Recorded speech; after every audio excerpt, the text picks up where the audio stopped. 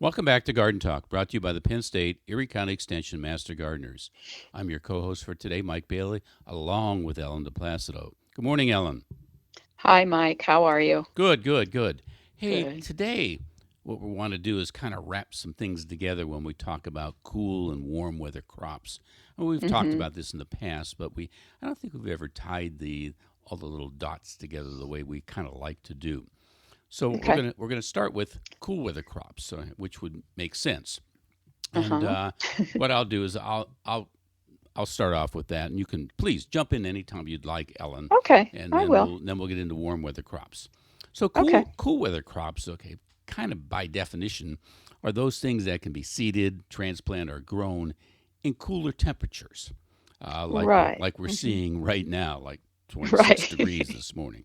Right? Right. And the key to planting cool weather crops is knowing when your last frost date of the spring is. And Right. typically Right. here in Erie County, that's somewhere around the 7th to 10th day of May. In some of our low-lying spots, it can be even a little bit later. So, Right. and But tip, Mike, I think it's also important to know the first frost date in the late summer too, because these are crops that you could actually plant twice in the same season. So you want to absolutely. kind of think about when your first frost date might start in the summer also, late summer. Okay, and that's a good point. We're thinking of cool weather Okay. crops at Uh-huh. both ends of the spectrum here, Right. both Right. spring and fall. So thank you very much. Mm-hmm.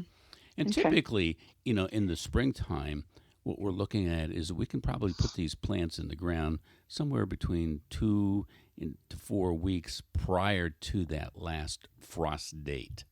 Mm-hmm. Um, so for our particular area, it's like I said, it's important that you know that the last frost date, which is typically the first part of May there. So, Mm-hmm. but you need to be prepared. If they're predicting temperatures down around 28 or even below, like we had this morning, you Right. got to be prepared to go out there and do some covering of some plants, because even Mm-hmm. the cool weather crops, they can be sensitive to really temperatures down below that 28-degree mark. So you got to be able to Mm-hmm. be prepared to cover them if need be. Right.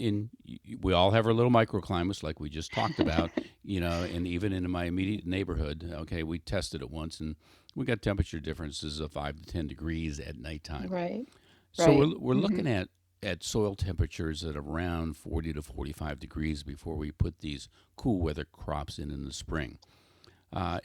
Also, the cool weather crops, typically require a little bit less direct sunshine, than the warm weather crops. So if you can get, Mm-hmm. 5 to 6 hours of sunshine, most of these cool weather crops will do well. And Okay.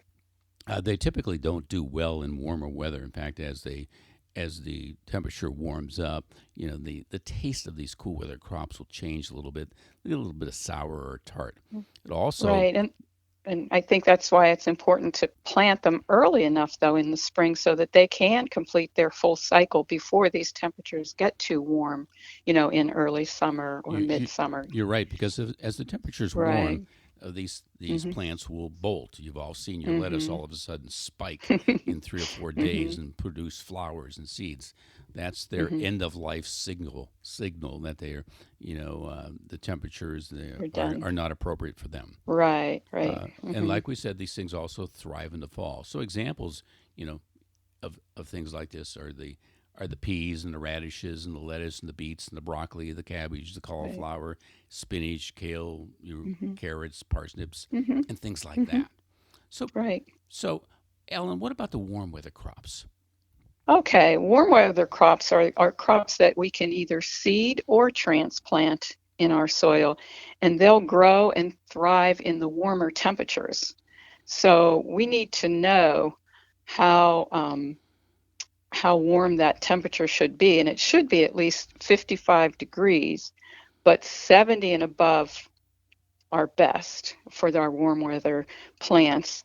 And remember, the seeds will not do well in cool soil. They may rot.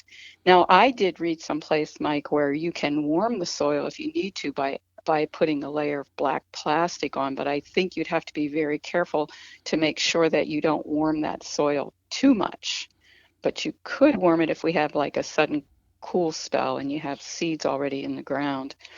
Um, you usually want to plant these seeds about 2 or 3 weeks after the last frost in your area. Um, that might sound a little late, but once that soil warms, these plants grow quickly and they should do very well. Temperatures below 45 degrees can damage the plants and impact productivity. In other words, you might lose the whole plant or your flowers may not get pollinated, etc., and you'll have a low productivity. Warm weather crops, unlike the cool weather ones, they require at least 8 hours or more of sunshine. They're not going to do well in an area where you don't get that amount of good sunshine. So, what are some examples of warm weather crops? Your peppers, eggplants, and tomatoes, of course, your beans and your corn, summer squash, zucchini, all your melons, some winter squash, hot peppers, and cucumbers, just to name a few. Oh, and pumpkins are in there too, I believe. Can you think of any other ones, Mike? No, that's a pretty good summary. Okay, so Okay. of these things, and um, those, like you said, just to emphasize that point, when the soil warms, these plants will do very well. So don't be Hmm. afraid to wait until the end of May to put some of these Right. warm weather crops in. Because Hmm. no matter what your neighbor's doing to try to get that first tomato of the season, okay, those plants are not going to do very much until that soil warms. So, Right. Ellen, I think we've used our time for today. So, how about we, call it a day and pick up on the next topic during another session? Okay. Okay. Thank you for listening. Okay, bye bye. Bye.